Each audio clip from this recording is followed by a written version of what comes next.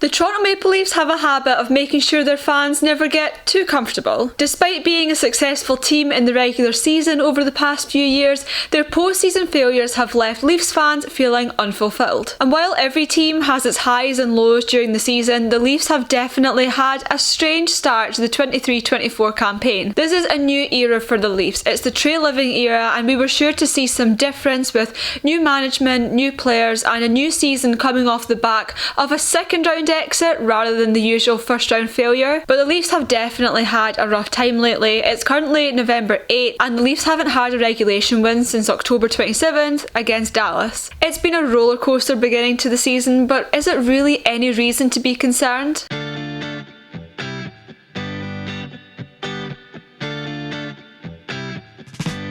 Hello everybody, welcome back to my channel. If you're new here, make sure to like and subscribe. I'm Victoria and I talk all things hockey and Toronto sports related from Scotland. And for today's video, we're talking about the fact that the Leafs have just had the weirdest start to the season that you could imagine. I know that there's a running kind of joke about how bad the Leafs can be at this time of year, but this season's been a really strange one and I thought I would make a little video on it. So to start off, let's just talk about the Leafs stats currently. So the Leafs have a record of 6-4-2 currently. They sit 14th in the league overall and they are 4th in the Atlantic Division, which is a very tight division this year. And I think it was anticipated that the Leafs would be first in the division, but honestly Boston and Detroit have really done a lot better than I think most people imagined they were going to. The likes of Buffalo have also really improved this season, which makes the Atlantic tighter than ever. However, this record does look weak when you compare it to the 8-1-1 records of both Vegas and Boston currently, but we saw what happened to the Bruins last postseason, so I really don't think that a comparison to these numbers is good, and especially right now so early into the season. Also, just a quick note on how good the New York Rangers are, and I feel like nobody's really talking about it. I quite like the Rangers and I have a soft spot for them. All New York sports teams I have a soft spot for, but nobody seems to be talking about how good they are. Either that or I'm just so completely surrounded by the Toronto media that I'm unaware of anyone else. And while I'm not surprised that the Rangers are good, I did anticipate they would be a good team this year. The Canucks? I did not see that coming. Back to the Leafs, Austin Matthews leads the entire league in goals as he has 13 already. He's definitely having a standout season again. I know he was quiet last year, but I feel that he's back to the performance he had the season before that, his 60 goal season. I think it's going to be another big one for Matthews as long as he can stay healthy, and it's so exciting to watch. Meanwhile, both Matthews and Marner are in the top 10 for points so far this season across the league, and also Matthew Knies has certainly made an impression, racking up 7 points already, which by the way is exactly the same number of points as Connor Bedard has so far. Joseph Woll has also put up a good .930 save percentage so far, which definitely deserves notice given that he is still a rookie and he wasn't meant to be the starter goalie. Overall, looking at the stats and just watching the general performance of most of the team's forwards especially the star players, proves that the team definitely has strong elements in their game, but stats can only tell you so much, and I think watching game performance, which isn't trackable by analytics, is just as important, if not more so, than numbers are. It's also so early in the season to be relying on stats, but they are still important for context, and I also just love reading a good stat. Now on to the good. So what is good about this Toronto Maple Leafs team? And I know that all the negative media will be like, nothing is good, but that's just not true at all. It's not true. Obviously, Matthews has been unreal. 3 hat-tricks so far already. As I said, he leads the league in goals, and in most games I felt his presence has been really good. I know last season he had a tendency to sort of drop off the radar in particular games, but apart from maybe like 1 or 2 where I feel he's been a little bit weaker, he's more than made up for it in every other game performance, and I really can't fault him so far this season. Matthew Knies, who everyone knows I'm a massive fan of, he looked great on Monday night when he finally got the opportunity to play on the top line. I did not understand why they hadn't put Knies in the top 6 before then, and I posted it on Twitter, and while I thought that was kind of what everyone was thinking, I put a poll up, and while I think roughly 90% of people agreed with me that Nyes belonged in the top 6, there was still like 10% of people, or around that ballpark figure, that didn't think he belonged in the top 6, which I was really surprised at.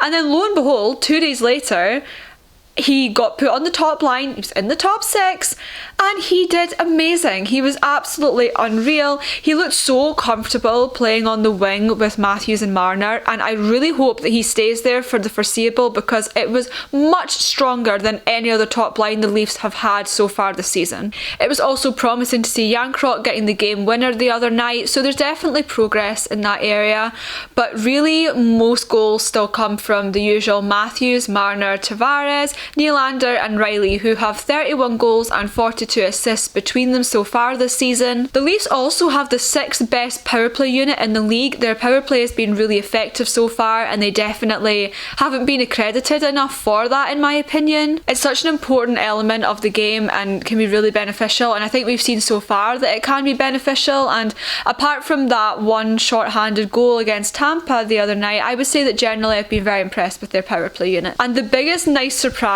for the team has absolutely been Joseph Woll. He's been far better than Samsonov so far, and while I still think that it's good to have a tandem going of Samsonov and Woll, it is good to see that someone like Woll has really broken through so far. He's outperformed even my expectations, and I really like Woll. Definitely been a nice surprise to start the season. Now onto the bad. I think the main issue is that apart from the players I just mentioned, Matthews, Marner, Nylander, Tavares and Riley, the rest of the roster has contributed only 10 goals and 28 assists between them.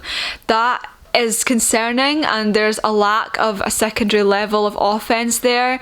Relying on those core players and only those players is never going to work in a long season in a team sport. While I would hope that these sort of core 4 players would definitely be racking up the most goals and the most points, it's really concerning when you see the rest of the team producing so little in comparison. And I think that reliance on certain players is often one of the Leafs' biggest downfalls. Yes, Austin Matthews is amazing, but you can't just rely on him for wins. And even having the sort of 5 group that they've got there that are scoring well, which I would say is like the core 4 plus Morgan Riley, even though in my head Morgan Riley is such a core pivotal player that he comes into that same bracket. At the end of the day, if an NHL team could go really far based on a small number of very talented players, the Edmonton Oilers would be in a much better position right now. The players outside of these 5 really need to start producing a little bit more.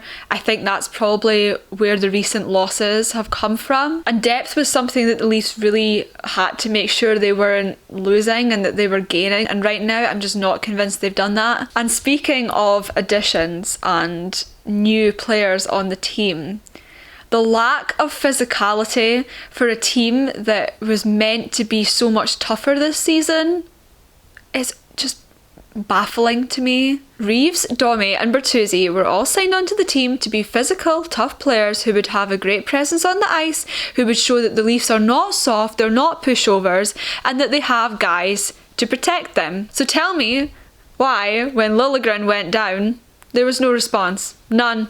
And yes, I am going to touch on this again, and I know that it has been completely over-talked already, this issue, but it was the fact that this is a team who was meant to be tougher, was meant to be less soft, was meant to not be a pushover, and instead Liljegren goes down and there is basically no response to that. And I know people will argue, well, what's the point in taking a stupid penalty? What's the point in doing this? The point is that you're meant to not look like a pushover, and that you signed 3 guys who are meant to do that exact thing and they're not doing it. If you bring guys onto the team that their purpose is to be physical and tough, they have to be physical and tough, otherwise they're not actually doing their job. Overall, I've been quite disappointed with the new additions that were added to the Leafs roster. So far, Reeves, Domi, Bertuzzi.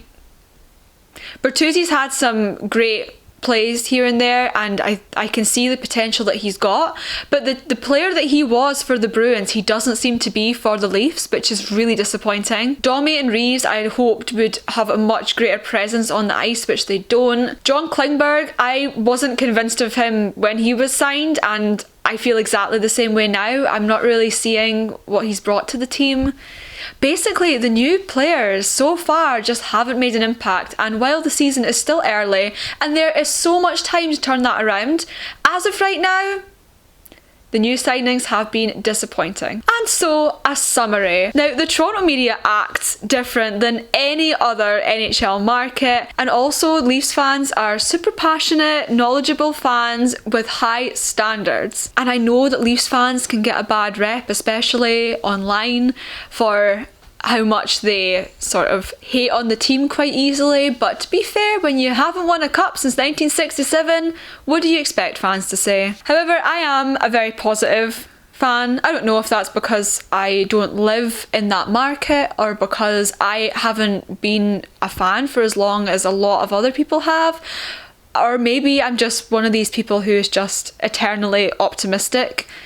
I don't know. But I don't generally get too frustrated with the team, but lately this team has frustrated me more than usual. I'm usually really the one who can see the positive in things, and while I can, because I've just sat and talked about the things I like about this team, I can also see the frustrating things, and I personally have been frustrated by them lately, especially in that lack of response in the Liljegren Marchand incident. That made me so frustrated, really annoyed to see guys just sitting there with no response. The next shift, no response. The next period, still no response. I didn't like that. I think you still have to stand up for your guy to a degree. Even if you're not physically going to do something, at least say something. Come on. Like, come on, please at least say something. Don't do nothing. Games like the Tampa game the other night, they were 4-1 down, and yeah, they came back and they won it, which is amazing. But you really can't get yourself in that hole in the first place. I think there's a problem when you rely on a select group of players too much. Everybody needs to be contributing. It's team sport for a reason. However, I don't feel concerned about the team. I don't think that they're awful. I don't think they're a bad team. I think they need to get some things evened out. I think there's frustrating elements to this team. I think they're still settling in a little bit because there's been quite a few changes and changeovers, so maybe this is just a settling in period. And also, it is November and I'm not going to feel this concerned about a team that is still above the .500 point percentage in November.